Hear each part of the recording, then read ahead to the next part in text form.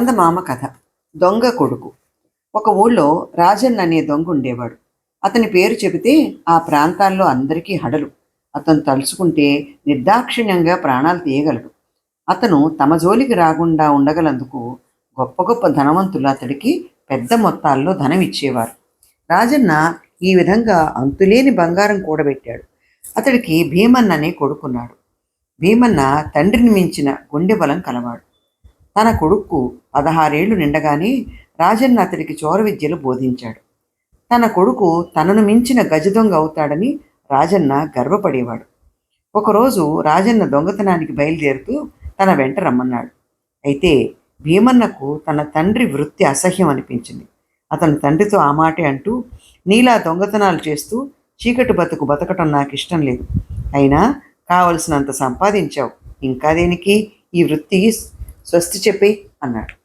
ఆ మాట విని రాజన్న అదిరిపడి, చి, వట్టి చవతద్దమ్మలా ఉన్నావు. నేను దొంగతనాలు చేస్తున్నది తిండికి లేక కాదు. అది మన తాతల నుంచి వస్తున్న కులవృత్తి. చాలామంది మెచ్చని వృత్తులు ఎన్నో ఉన్నాయి, వాటిలో ఇదొకటి. ఒకప్పుడు మా తాత పేరు చెబితే ఇనప్పెట్టెలు గజగజలాడేవి. నా కడుపున పుట్టి ఇలా పిరికి మాటలు మాట్లాడటం నేను సహించలేను. జానెడు పొట్ట నిండటానికి బారెడు కష్టం చేయాలి. అది చేతగాని వాళ్ళు చేసే పని. తరతరాలుగా మనం లోకం దృష్టిలో దొంగలం. ఇప్పుడు అకస్మాత్తుగా మంచివాళ్ళం అయిపోయామంటే మనల్ని చూసి అందరూ నవ్వుతారు అన్నాడు. దానికి భీమన్న, నీ వంశమంతా శాశ్వతంగా దొంగ వృత్తిలోనే నిలిచిపోవాలనుకుంటే అంతకన్నా తెలివి తక్కువ ఉండదు. ఈ వృత్తి ఎల్లప్పుడూ ఇలాగే ఉండదు, దెబ్బతింటుంది. రోజులు మారిపోతున్నాయి అన్నాడు. అయితే ఈనాటి నుంచి నీ బతుకు నువ్వు బతుకు, ఎప్పటికైనా నువ్వు నా దారికి రాక తప్పదు అన్నాడు రాజన్న కొడుకుతో. భీమన్నకు తండ్రిని మార్చే మార్గం తట్టలేదు. అతను ఇల్లు వదిలిపెట్టి స్వశక్తితో బతక ప్రయత్నించాడు.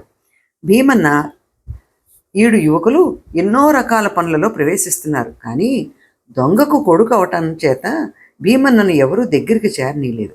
పాలమ్మేవాళ్ళు, పళ్ళు అమ్మేవాళ్ళు కూడా అతన్ని చాలా హీనంగా చూశారు.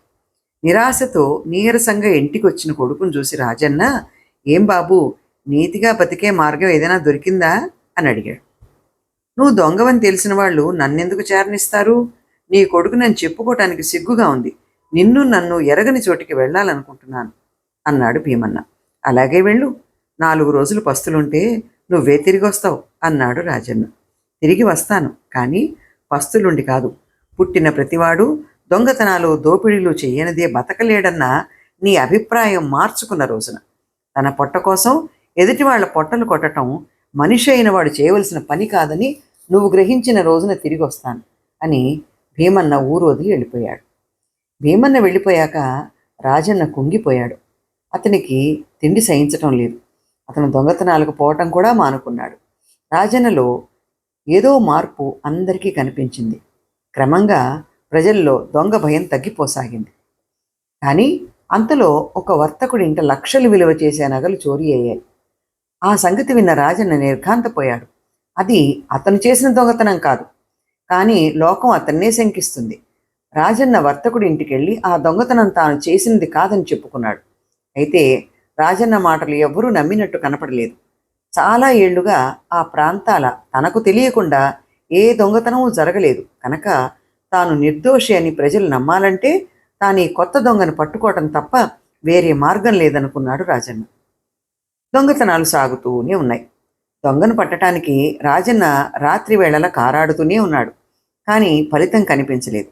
దొంగను పట్టుకుంటానని రాజన్న ప్రజల ముందు ప్రతిజ్ఞ చేసి దాన్ని నిలబెట్టుకోలేకుండా ఉన్నాడు. ఇంతలో రాజన్న ఇంటనే దొంగతనం జరిగింది. దొంగను పట్టడానికి రాజన్న బయట తిరుగుతున్న సమయంలో దొంగ ఇంట ప్రవేశించి పూర్తిగా ఇల్లు దోచుకుపోయాడు. ఈ సంగతి తెలిసి రాజన్న ఇంటికి పరిగెత్తిపోయి తన భార్య చేతులు కాళ్ళు కట్టిపడేసి ఉండటం చూశాడు. రాజన్న దొంగతనాలు చేసి ఎన్నో ఏళ్లుగా కూడబెట్టిందంతా పోయింది.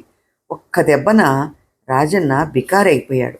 ఈ సంగతి తెలియగానే ఊళ్ళో అందరూ రాజన్నను గురించి అపోహపడటం మానుకున్నారు. ధనికులు అతని మీద సానుభూతి కూడా చూపించారు. అది నిజమైన సానుభూతి కాదని, సంతోషమని రాజన్నకు తెలుసు. అంతా పోగొట్టుకున్న రాజన్న తిరిగి తన వృత్తి కొనసాగించదలిచి తన మామూళ్ళు ఎప్పటిలాగే ఇయ్యమని అడిగాడు. పిచ్చి పిచ్చి వేషాలు వేసావంటే తాట ఒలిచేస్తా, వెళ్ళు అన్నారు వాళ్ళు. ఒకప్పుడు తనతో అలా మాట్లాడితే వాళ్ళ రక్తం చూసేవాడు రాజన్న. అలాంటివాడు ఇప్పుడు ఆ మాటలకు బెదిరిపోయాడు. ఈ మార్పుకు కారణం తెలుసుకోలేకపోయాడు. ఆ రాత్రే అతను తన వస్తువులన్నీ సర్దుకుని తన భార్యతో సహా ఊరు వదిలి ఇంకెక్కడైనా బతకచ్చునని బయలుదేరాడు. కొంత దూరం వెళ్ళగానే రాజన్నకు కొడుకు ఎదురయ్యాడు. రాజన్న కొడుకును కౌగలించుకుని జరిగిందంతా చెప్పాడు. భీమన్న చిరునవ్వు నవ్వి, బాధపడకు, ఊరి వాళ్ళు నిన్ను ప్రాణాలతో వదిలినందుకు సంతోషించు. నా ఇంటికి పద, హాయిగా బతుకుదాం అన్నాడు.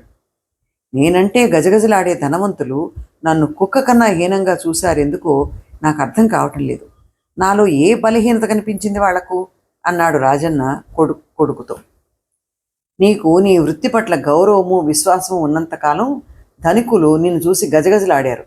నువ్వు దొంగతనాలు చేయటం లేదని జనాన్ని నమ్మించటానికి నానాగసాట్లు పడి వారి దృష్టిలో లోకువయ్యావు. నువ్విప్పుడు కోరలు పీకిన పామువి.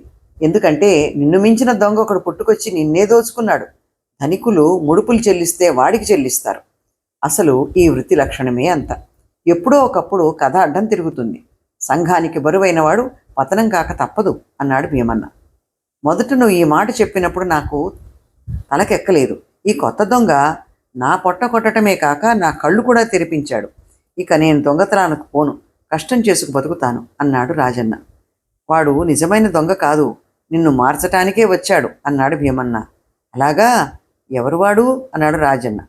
నేనే అన్నాడు భీమన్న పొట్ట చెక్కలయ్యేలా నవ్వుతూ. కథ సమాప్తం. మరో మంచి కథతో మళ్ళీ కలుద్దాం.